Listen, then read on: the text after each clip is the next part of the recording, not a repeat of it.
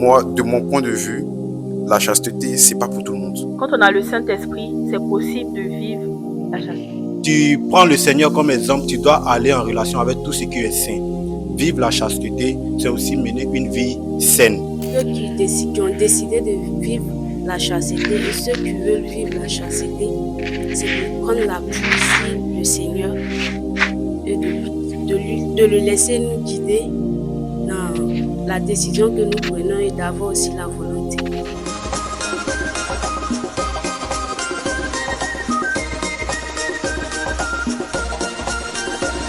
Nous sommes très honorés de recevoir maintenant la jeunesse de l'ambassade du Messie. Et cette émission a pour but de parler d'un sujet véritablement pertinent. C'est sur la chasteté. Donc, chacun va discuter, chacun va donner son avis. Et nous prions que le Seigneur puisse orienter chacun. On va éviter les idées préconçues, on va éviter les jugements. Chacun va donner une idée, va se mettre dans la peau d'un jeune, soit même qui n'est pas chrétien, mais qui va accepter de témoigner de son vécu. Et l'objectif de cette émission, c'est qu'il faudrait que chaque jeune puisse se reconnaître dans ce que nos jeunes frères vont nous dire. Donc ce soir, vous recevez avec moi Shadrach, la sœur Maggie, le frère Freddy, la sœur Emmanuela, la sœur Grace, et puis notre ravissante Ella. Donc que le Seigneur vous bénisse. Voyons jeunes, vous êtes superbement habillés. Comme le pasteur Nyamki a l'habitude de dire, vous êtes tous au dimanche. Et nous, on est contents de vous recevoir. Donc, on va commencer pour la première étape. Et peut-être qu'on ne le fera pas nécessairement aujourd'hui, mais on va commencer parce que c'est quelque chose qui va vraiment aider beaucoup de jeunes au travers le monde, j'en suis sûr.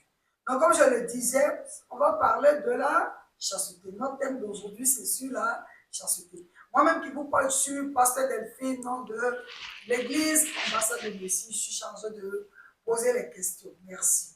Donc, on va commencer par définir la chasteté. C'est quoi la chasteté pour vous? Si je disais, par exemple, Emmanuela, c'est quoi la chasteté?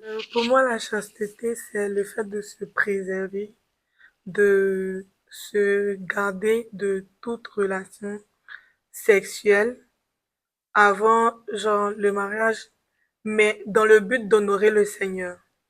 Est-ce qu'il y a quelqu'un d'autre qui peut renchérir? Parce que tout le monde va donner quand même son avis. C'est quoi la chasteté? Pour moi, la chasteté, c'est un état moral. Selon moi, c'est un état moral et spirituel. C'est une manière, comme Océane a dit tout à l'heure, c'est une manière de se préserver de toute relation charnelle, de toute relation sexuelle, jusqu'au mariage. Pour moi, c'est ça la chasteté. Ok, d'accord. Donc, on va donner à notre sœur Maggie, qui va nous dire ses impressions et puis nous donner sa définition à elle de la chasteté. Pour moi, la chasteté, c'est le fait de s'abstenir de toute relation sexuelle. Euh, c'est de pouvoir aussi préserver sa vie et en honorant aussi le Seigneur. On a à Shadrach. Pour lui, en tant qu'homme, c'est quoi la chasteté? Ok, pour moi, en tant qu'homme, comme elles ont déjà dit auparavant, la chasteté, c'est une façon de se préserver. C'est une façon de vivre pour les chrétiens, c'est une façon de vivre la pureté du Saint-Esprit. Pour moi, c'est un peu ça la chasteté. Donc, maintenant, pourquoi est-ce que vous pensez véritablement que, en tant que jeune, est-ce qu'on peut vraiment vivre la chasteté? Dans notre ère, nous sommes au XXIe siècle, nous sommes en Occident. Est-ce que vous pensez qu'on peut vraiment pratiquer la chasteté? Moi, je pense que les jeunes dans ce siècle peuvent pratiquer la chasteté, mais elle n'est pas donnée à tout le monde. Il y a certains qui sont, on va dire, qui sont à l'aise de la pratiquer, que ce soit un chrétien ou pas, et d'autres qui ne sont pas, on va dire, qui sont pas encore préparés à ça. Donc, ce qui fait que moi, de mon point de vue, la chasteté, c'est pas pour tout le monde. C'est comme en tant que chrétien, quand tu prends le choix de venir vers le Seigneur. Il y a certains qui ne font pas ce choix-là. Ils restent dans le coin, ils font leur vie. Donc, je pense que pour pratiquer la chasteté, il y a un certain point. Il y a un certain point qu'il faut atteindre pour pouvoir la pratiquer. Tu peux, bon, comment je peux dire ça? Tu peux vivre ta vie dehors et puis après venir vers le Seigneur et puis commencer la chasteté à ce niveau-là. C'est un autre point. Maintenant, il y a des gens, eux, qui la vivent pleinement depuis qu'ils sont jeunes. Ils ont toujours eu cette pensée-là. J'en connais quelques-uns qui sont comme ça, qui ont vécu leur vie jusqu'à ce qu'ils se marient. Mais j'en connais aussi d'autres qui l'ont fait, qui ont essayé en tout cas. Mais le truc, c'est que ça a donné une sorte de pression sur eux. C'est-à-dire, ça ne leur convenait pas, mais ils se mettaient la pression pour pouvoir la faire, pour pouvoir rester dans cet état-là. Peut-être c'est peut-être au regard des autres, hein. Peut-être c'est à cause des autres, pour dire, oh, je suis bien, je fais mes choses comme ça. Ils ne le disent pas aux gens, mais ça fait paraître aux gens comme ça. Tu vois, il y a ce côté aussi. Donc c'est pour ça que je dis que ça dépend vraiment des gens. Il y a des gens qui sont, on va dire, qui sont déjà prédéfinis pour ça, comme d'autres qui le sont moins. Mais est-ce que c'est une raison pour pas la vivre? Non. Mais c'est pas fait pour tout le monde. Mais ça, c'est ma perception. Alors moi, j'ai quelque chose à ajouter. Moi, je dirais que effectivement, c'est en tant que jeune, c'est possible de vivre la chasteté. Mais on va pas nier que c'est quelque chose de très très difficile, très très compliqué pour les jeunes, surtout pour la jeunesse d'aujourd'hui, avec tout ce qui se passe sur Internet, enfin, avec tout ce qui se passe dans notre monde actuel. Donc, on peut vivre la chasteté, mais ça reste quelque chose de très très compliqué, compliqué pour certains et pas compliqué pour d'autres personnes. Mais je pense que quand on a le Saint-Esprit, quand on a le Saint-Esprit, c'est possible de vivre la chasteté. C'est dit que le point il est le bon. Moi, je veux, comme on est en train de parler, lui, là, on voit que le frère Freddy a vraiment élargi la question. Il a vraiment porté la question en dehors, en dehors du cadre chrétien. Maintenant, c'est lui qui est allé là-bas. Je vais poser une question qu'on va retrouver dans notre contexte.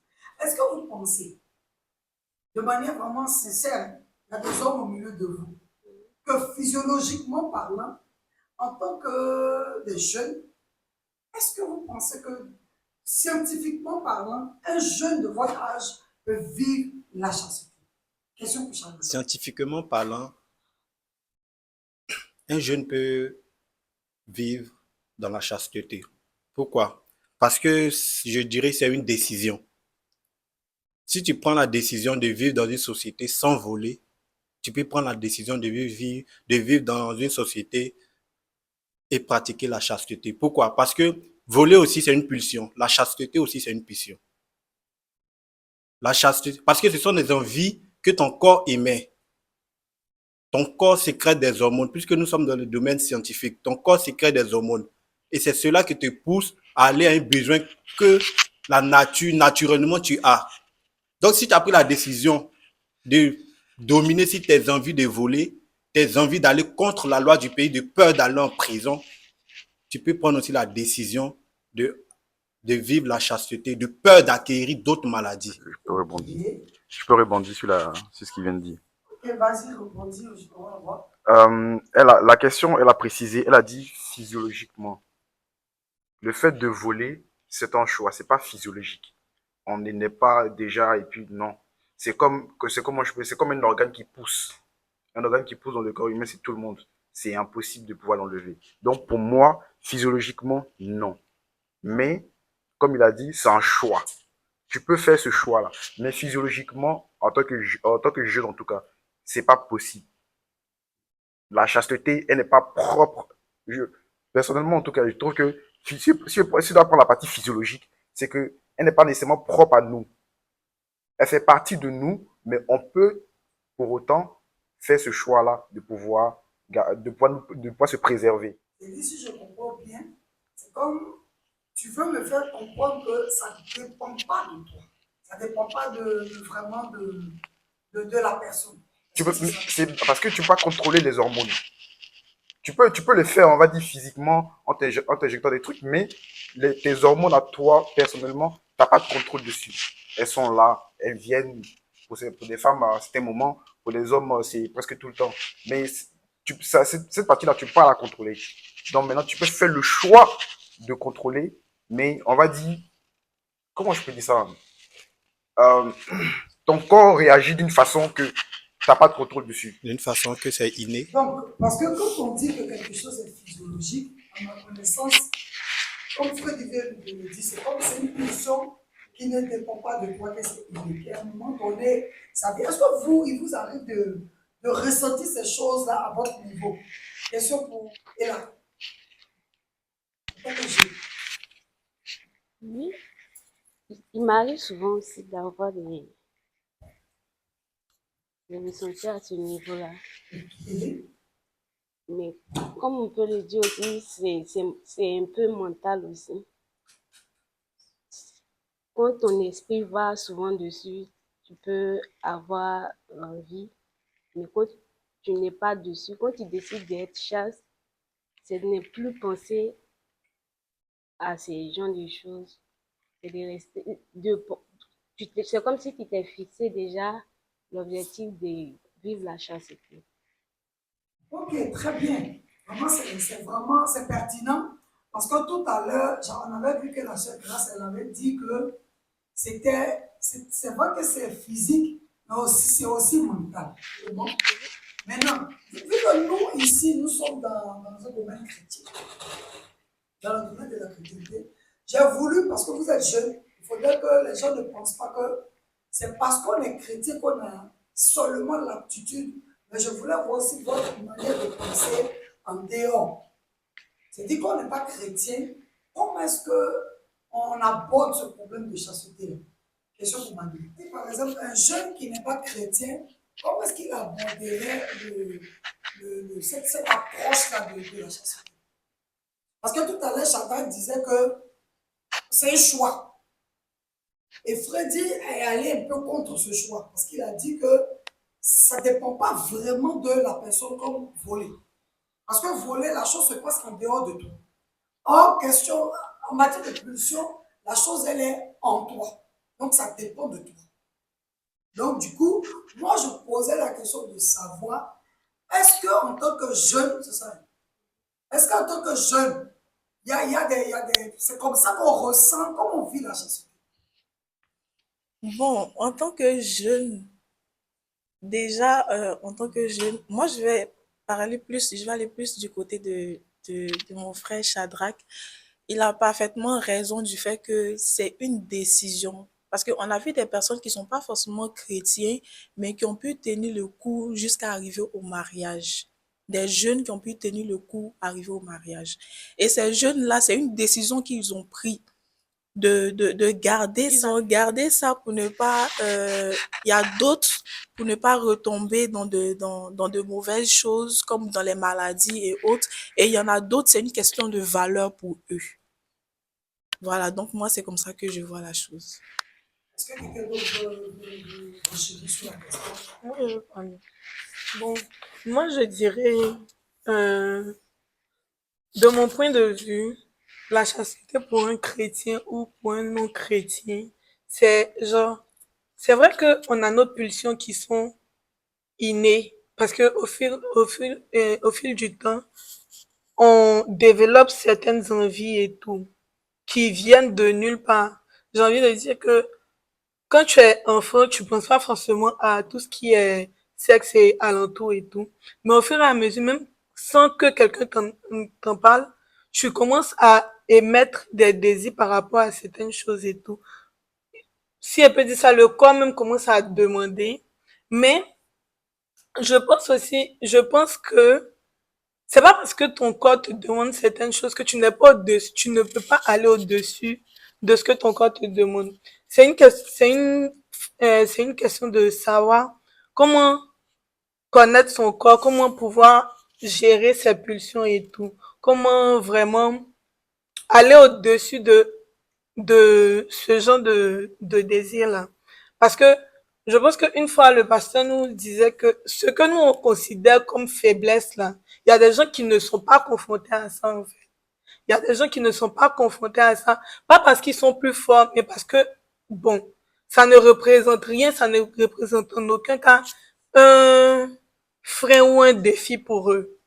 Et moi, je suis d'avis avec cette façon de penser-là. Chrétien ou pas chrétien, on a des pulsions, mais tes pulsions te commandent pas, c'est toi qui commandes tes pulsions, en fait. Et si tu décides d'être chaste, tu peux être chaste. Si tu décides de prendre des résolutions par rapport à tes pulsions, parce que si on se dit que c'est une grâce de pouvoir vivre la chasteté et tout ça, veut dire que ceux qui n'ont pas reçu la grâce là, excusez-moi d'utiliser ce terme-là, mais ce sont des détraqués sexuels. Parce qu'il y en a qui ne connaissent pas le Seigneur, qui n'ont pas de conviction précise pour ne pas avoir de rapport sexuel, mais on les voit pas partout en train de faire les choses, en fait. Donc, ça veut dire que faudrait pouvoir se mettre dans un état d'esprit en tant que jeune, se dire, même si tu penses que tu crois pas en Dieu, dis-toi que c'est une question d'éthique, une question de valeur et tout, et pouvoir avancer avec ça. Parce que quand on se fixe des objectifs, on se donne voies et moyens pour pouvoir arriver à nos objectifs, que ce soit des objectifs par rapport au royaume ou pas. Ok. Ok, ça c'est vraiment bien dit. Mais est-ce que tout le monde partage ses avis? Est-ce que je pense que vous avez des avis différents sur la question? C'est ça? Est-ce qu'on a des avis différents sur la question ou bien on est tous d'avis qu'on doit pouvoir se contrôler, parce que de nos jours, il faut reconnaître que moi, en tout cas, tel que moi je remarque le temps, les jeunes, la plupart ont un petit habit, ont une petite habit, et c'est devenu maintenant aujourd'hui la norme. Est-ce que c'est pas la norme de pouvoir vivre dans ce sens-là? Maintenant, est-ce que c'est physiologique? Est-ce que, c'est-à-dire, étant jeune, à votre jeune âge, est-ce que vous êtes prêt à contracter le mariage? Ça, c'est ma question de volet général.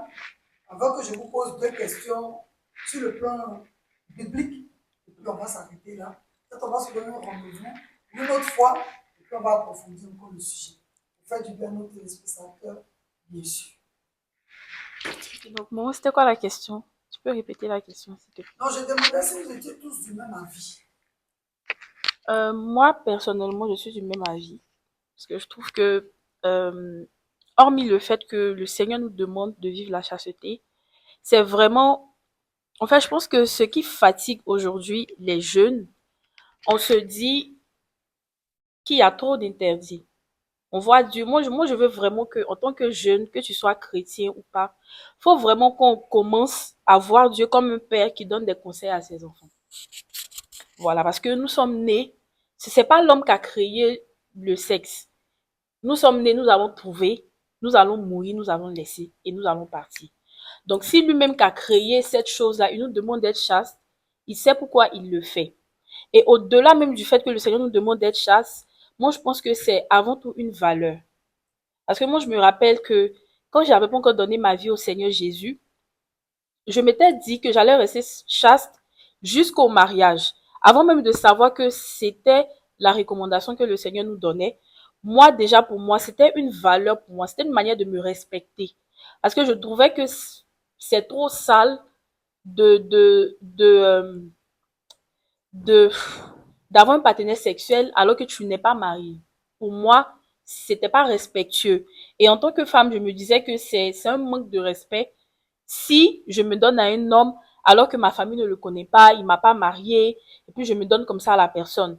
Et quand j'ai su que c'était ce que même la Bible demandait, c'est venu encore comment je vais dire ça, c'est venu appuyer mon envie, si je peux m'exprimer ici, de rester chaste jusqu'au mariage. Donc je pense que pour quelqu'un qui n'est pas chrétien, pour un jeune qui n'est pas chrétien, faut d'abord se mettre dans la tête que, au-delà du fait que le Seigneur nous demande d'être chaste, c'est d'abord une manière de me respecter moi-même, de respecter mon corps et d'éviter d'avoir certaines maladies. Parce qu'aujourd'hui, on sait que on peut contracter plusieurs maladies par le sexe.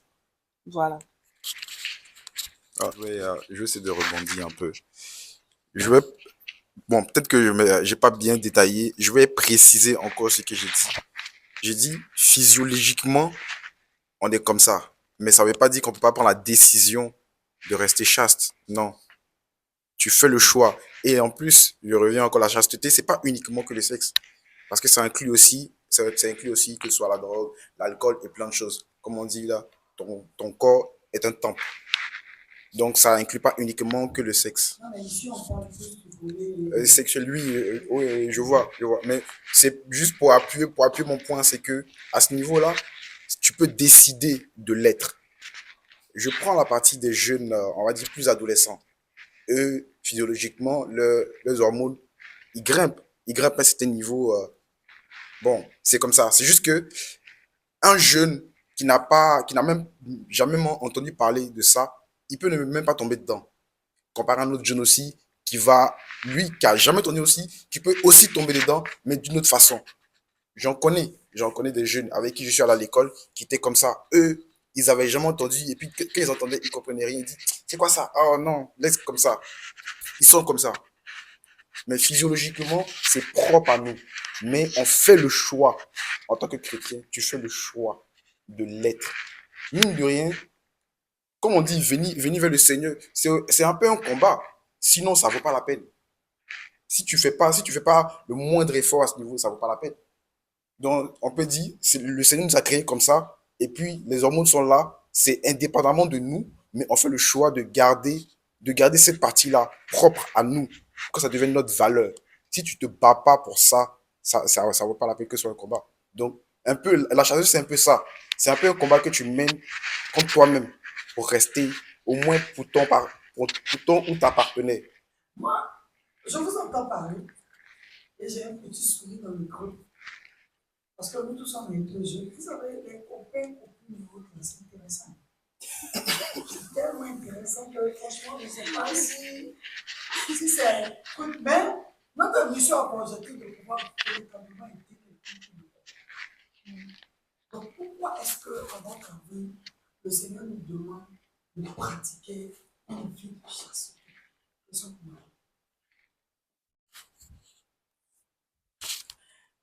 Moi, est-ce que tu peux reprendre la question? Pourquoi est-ce que le Seigneur nous demande de pratiquer la chasteté? Pourquoi? Moi, je dirais que le Seigneur nous demande de pratiquer la chasteté parce que à travers les relations sexuelles, il y a plusieurs échanges qui se font, tant dans le spirituel que dans le physique. D'abord, on peut se, dans le physique, on peut se choper des maladies comme les VIH, des infections, plein de choses. Et dans le spirituel, on peut se prendre des esprits qui n'ont pas la place dans nos vies, en fait. On peut, je prends un exemple d'une personne qui s'accouple avec une autre personne. Et cette personne-là, qui était très intelligente avant, mais qui commence à dérailler dans plusieurs choses auxquelles où avant il était super, super intelligent. Mais cette personne-là a commencé à dérailler parce qu'il a eu des rapports avec la mauvaise personne. Donc, pour ne pas avoir ces rapports-là avec les mauvaises personnes et en ayant des maladies et autres, je pense que c'est pour ça que le Seigneur nous a dit de pouvoir nous préserver pour qu'on puisse vraiment entrer, comment on dit, en bonne santé et que ce soit physique ou spirituel dans le mariage et préserver aussi pour le Seigneur parce que c'est une image, une sorte d'image aussi que tu montres au Seigneur de comment tu peux gérer tes choses et comment tu es en fait. Moi, c'est ce que je pense en tout cas. Ok, est-ce qu'il y a quelqu'un qui peut vraiment nous aider? Parce que c'est toi qui viens de parler. Il y a un verset de la Bible qui dit que celui qui s'associe, c'est-à-dire que j'avais une prostituée, fait un seul esprit avec la prostituée. Donc, du coup, ce qu'on a entendu parler, c'est de ce verset-là. Donc parle Paul. Parce qu'il a dit, tu deviens la personne. Est-ce que quelqu'un peut me dire encore pourquoi est-ce que le Seigneur nous demande de pratiquer la chasteté? Très belle intervention.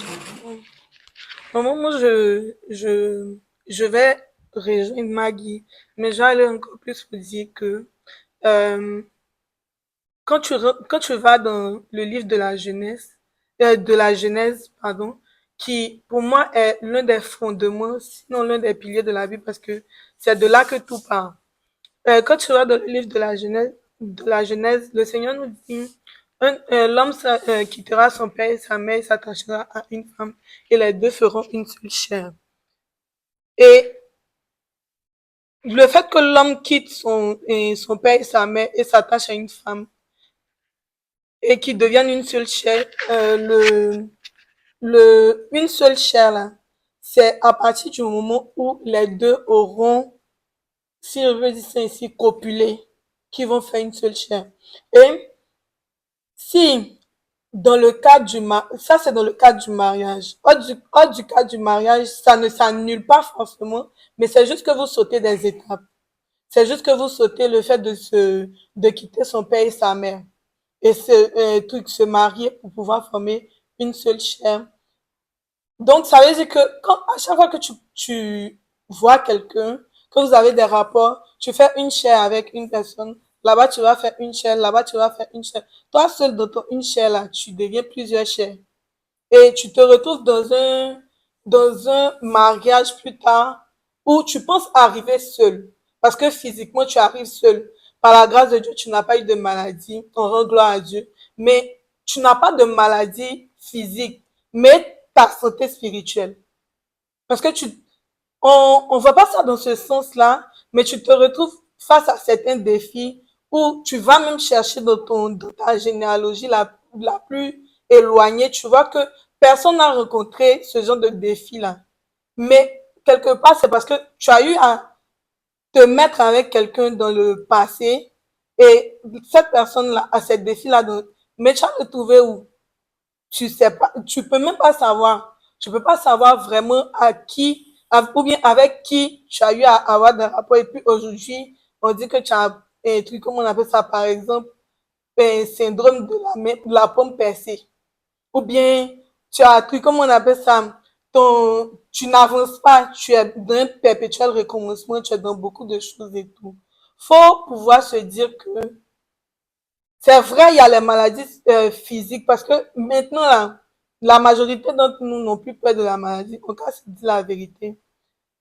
On a tendance à dire le VIH, mais bon, les gens continuent à faire les choses entre eux. Ça veut dire qu'on a juste peur du nom, mais on n'a pas peur de la maladie en elle-même. Mais faut pouvoir aller au-delà du physique et de se dire dans le spirituel, à la fin de cette tournée-là, quand je vais vouloir me reposer, ou bien quand je vais vouloir rentrer dans un mariage où j'étais censée faire une chair là, je rentre là-bas avec combien de chairs, comment on appelle ça? Qu'est-ce que, quels seront mes défis en fait? Alors que si je rentre dans un mariage où je suis allée et puis je n'ai rien consommé avant d'aller là-bas, j'arrive. C'est vrai qu'il y aura des défis, mais je sais à quoi m'attaquer, je sais qu'est-ce qui me combat parce que je sais que mon mari, voilà ses défis dans le foyer, voilà mes défis dans le foyer. Ça ne sera pas la peine de partir repasser dans son passé pour chercher le papa de qui a adoré, ça nous libère de beaucoup de choses. En tout cas, pour ma part, c'est ce que je pense. Ok. Wow. Ok. Merci. Je pense que je vais prendre une dernière intervention et puis on va se donner rendez-vous pour une prochaine émission. C'est que non, on va continuer sur le même thème de la chasteté. On va vouloir comprendre quels sont les moyens véritables, c'est-à-dire les moyens concrets qu'on peut se donner pour y arriver. Parce qu'il est bien beau d'avoir beaucoup de théories, mais après ça, comme on le vit personnellement dans nos douches,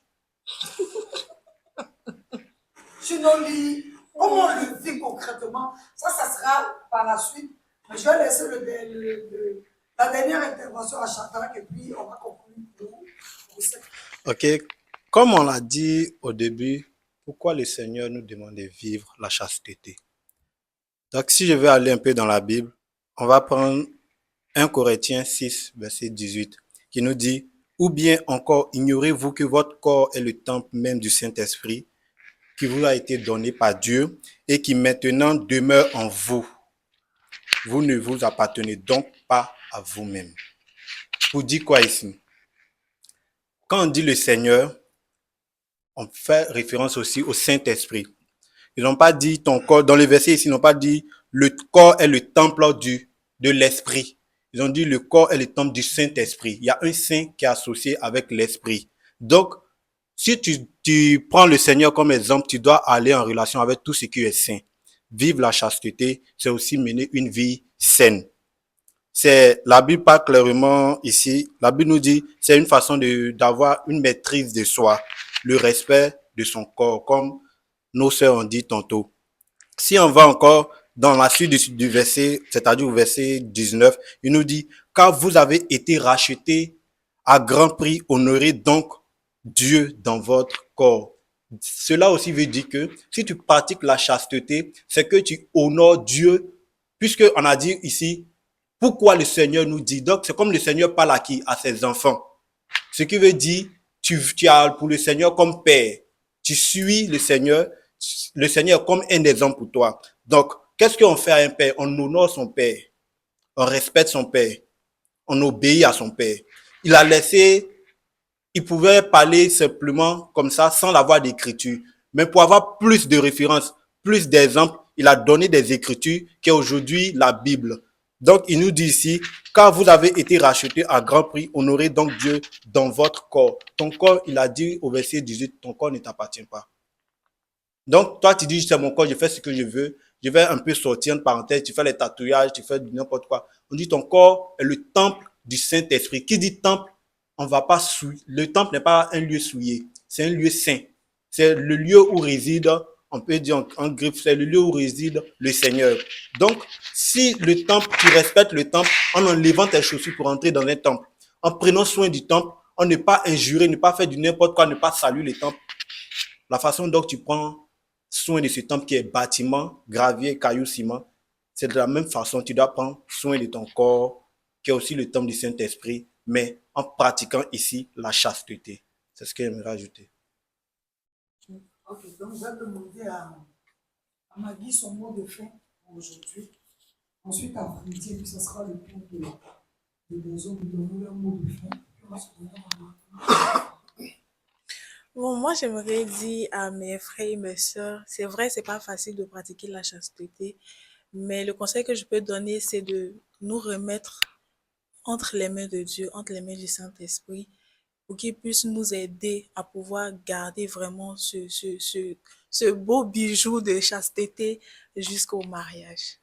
Oui, je demande à tout jeune, peu importe son âge, de rester chaste, peu importe ce que les autres disent, parce que, on va pas se mentir, l'entourage aussi influe souvent. Souvent, dans plusieurs cas, dans la majorité des cas, il y a l'entourage aussi qui influe, que ce soit du côté familial ou amical, mais de ne pas changer quoi que ce soit. Faut changer ses valeurs. Et si tu veux être chaste et que tu as besoin d'aide, approche un homme de Dieu, ou bien mets-toi à genoux, mets un genou par terre et prie. Juste, tu pries, tu n'es pas obligé de prier pour dire au nom du Père. Non, juste, tu pries, tu dis, Seigneur, que puis-je faire? Seigneur, aide-moi. Seigneur, donne-moi la force. C'est mon conseil. Bon, moi, mon mot de fin, c'est que vraiment que le Seigneur nous aide, qu'il nous donne la force, qu'il nous donne aussi la bonne compréhension de sa parole. Parce que je pense que c'est bien beau de parler de chasteté et tout, mais il faudrait un pilier sur lequel on s'appuie pour pouvoir vivre cette chasteté-là en tant que jeune chrétien. Faut vraiment, vraiment vouloir et pouvoir s'humilier devant la face de Dieu. Si tu ne peux pas vivre la chasteté de toi-même, parce que mine de rien, c'est quelque chose de pas forcément facile pour quelqu'un qui a déjà connu ces choses-là, mais s'humilier devant la face de Dieu, afin que le Seigneur puisse t'aider, qu'il soit ton pilier, afin que tu puisses vraiment réussir dans cette marche de chasteté-là, et que cet acte de chasteté-là soit vraiment un canal par lequel tu glorifies le Seigneur. Bon, moi, mon mot de fin, c'est vraiment de, de dire aux jeunes qui nous suivent aujourd'hui de rester accrochés au Seigneur Jésus. Parce que sans le Seigneur, sans l'aide du Seigneur, franchement, on ne peut pas être chaste. Sans l'aide du Saint-Esprit, on ne peut pas. Parce que voilà, il y a des pulsions, il y a beaucoup de choses. Donc, il faut vraiment rester accroché au Seigneur Jésus. Et puis, il faut faire l'effort d'avoir de bonnes pensées. D'avoir de bonnes pensées, de vraiment favoriser son entourage, son quotidien, avec les paroles du Seigneur. Il faut vraiment penser aux choses positives, aux choses qui glorifient le Seigneur, afin de pouvoir être chaste. Voilà. Alors, moi, mon mot de fin pour la jeunesse d'aujourd'hui et la jeunesse chrétienne, pour ceux qui ont décidé de vivre la chasteté et ceux qui veulent vivre la chasteté, c'est de prendre l'appui sur le Seigneur et de le laisser nous guider dans la décision que nous prenons et d'avoir aussi la volonté. Ok, ce que moi j'aimerais dire à la jeunesse chrétienne et à toute la jeunesse, c'est que c'est pas une décision facile. Surtout si tu es déjà dans cette pratique de non-chasteté. C'est pas une décision facile. Mais comment arrêter la chasteté, si je peux dire ainsi? Comment arriver à prendre la décision de ne plus vivre dans l'impudicité? C'est que on a d'abord tout premier lieu le Seigneur. Parce que tu vas beau prendre des conseils, si l'occasion se présente, tu peux tomber dedans. Si tu considères d'abord le Seigneur ton conseiller personnel, ton sauveur personnel, ceux qu'il a établis, qui sont les pasteurs, les prophètes et autres, tu vas considérer du coup leurs conseils. Cela va t'aider à pouvoir prendre ta décision. Et seulement aussi pour appuyer ta décision, tu vas te mettre à méditer. Il aura la parole que tu as lue, il aura les conseils que tu as reçus des hommes établis par le Seigneur, il aura aussi le commandement venant du Seigneur. Cela peut te maintenir à prendre une bonne décision qui est de vivre la chasteté. C'est vraiment pas facile. J'aimerais dire aux jeunes d'avoir du courage, d'avoir du sérieux, de la responsabilité. Parce que prendre une décision et la respecter, c'est aussi une responsabilité. Donc, d'avoir du courage, de la responsabilité, de prendre cette décision. Et on verra que la jeunesse qu'on voit aujourd'hui sera plus la jeunesse de demain. Super. Donc, on va finir pour aujourd'hui. J'aimerais dire merci à tous les chanteurs qui avaient accepté de participer à cette belle émission. Merci à vous pour ce qui. Shalom sur vous, les jeunes qui ont parlé, ils ont donné des astuces. On va se retrouver une prochaine fois. Jeunesse modèle, jeunesse du 21e siècle. Comment vivre sa vie chrétienne, comment la réussir. Shalom et puis à une prochaine fois. Bye bye.